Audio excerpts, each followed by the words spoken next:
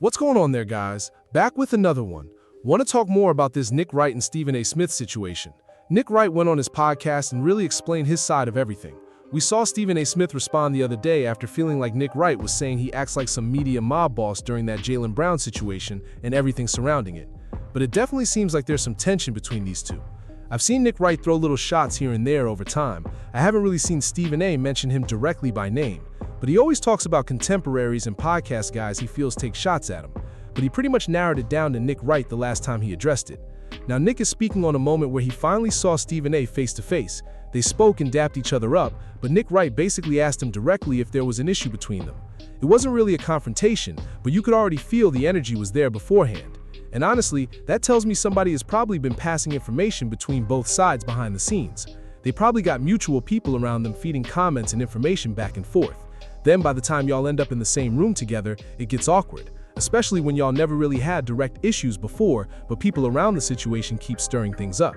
So we're about to get into it and see exactly what this is all about. So when one of my contemporaries tries to mention me as a mobster, that I'm coming across as a mobster, he knows better.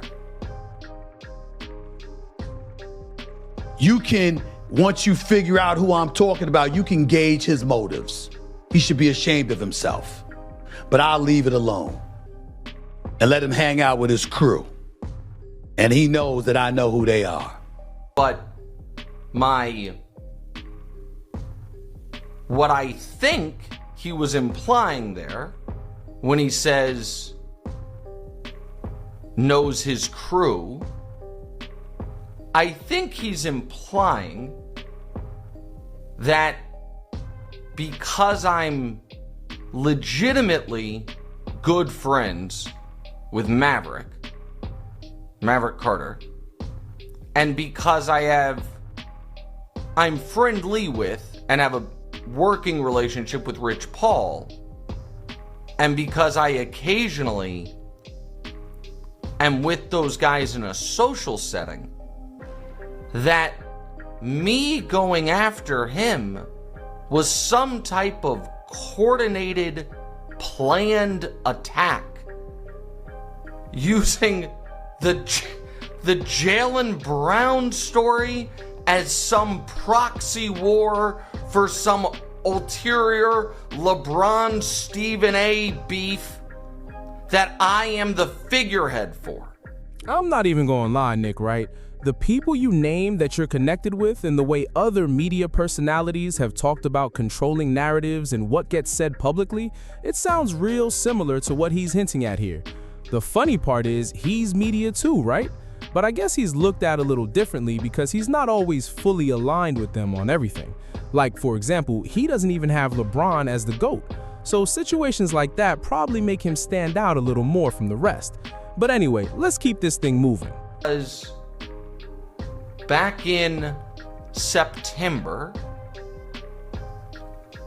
I was in a fun, not crazy high stakes, not anything, not the type of game I go to Vegas for, but a fun, friendly card game here in the city with not necessarily the people I just mentioned there, but a group of people that could be considered, in that orbit. And Stephen A. stopped by to say hello. And when that happened, because I had heard on decent authority he was upset with me for my previous LeBron commentary, I stood up, I shook his hand, and I said, "Hey, I hear you're mad at me. Should we talk about it?" And he, to his credit, I thought at the time, said, "Nah, I'm not mad at anybody." I'm paraphrasing. I'm not mad at anybody. I'm a grown man. I got more important things to do. I said, "Okay, got it." And I sat back down and played cards. He said hello to the people in the room, and then he left. The only possible explanation as to him saying, and I know who your crew is he thinks like that room of people, first of all, like that is a regular hangout. It's not. And second of all, that those people somehow are feeding me takes, are like, hey man, he's vulnerable on this front here, which is again another weird thing because a lot of the people there he's friends with. Now, Nick Wright basically confirmed exactly what I was saying before. They clearly got mutual people around them, and I feel like that's where a lot of this information keeps coming from. He said this about you, he said that about you, you know how that stuff goes. I don't know who those people are actually closer with behind the scenes. I don't know if they're feeding information to one side or just playing both sides to keep the tension going. But honestly, that's too much for me to sit there trying to figure out. If I start feeling like somebody around me is playing both sides or moving messy, I'm probably just cutting them off completely because I don't have time for all that. And listen to this, it's no secret that certain people around LeBron's circle feel a way about Stephen A. Smith having Michael Jordan as the greatest player ever. Then you got some of the comments they feel Stephen A. made about LeBron as a father over the years. And it's also no secret what Rich Paul has said before about Michael Jordan not being the main reason the shoes sold like they did. They'll bring up Will Smith, Martin, and different cultural influences while trying to lower Jordan's impact and raise LeBron up instead of just letting LeBron stand on his own greatness. Honestly, it does come off a little weird sometimes. The way some people react anytime somebody ranks Michael Jordan #1 all time is strange. It almost feels like there's this mission to remove Jordan from that top spot completely.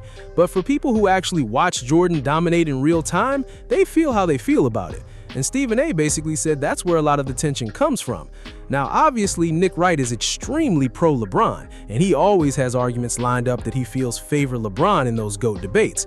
It's also not really a mystery that he's close to that inner circle, because a lot of what he says publicly lines up with the messaging Clutch Sports would probably want out there.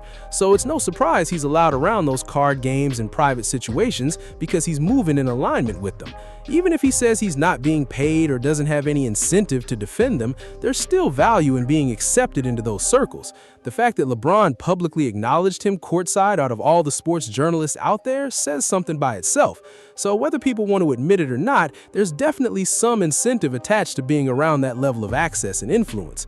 Meanwhile, Stephen A. always seems to have some type of issue brewing every other week. Now it's Jaylen Brown, then Eaton Thomas challenging him to a debate, then Kwame Brown's name gets brought back up again, and now Nick Wright is firing shots too.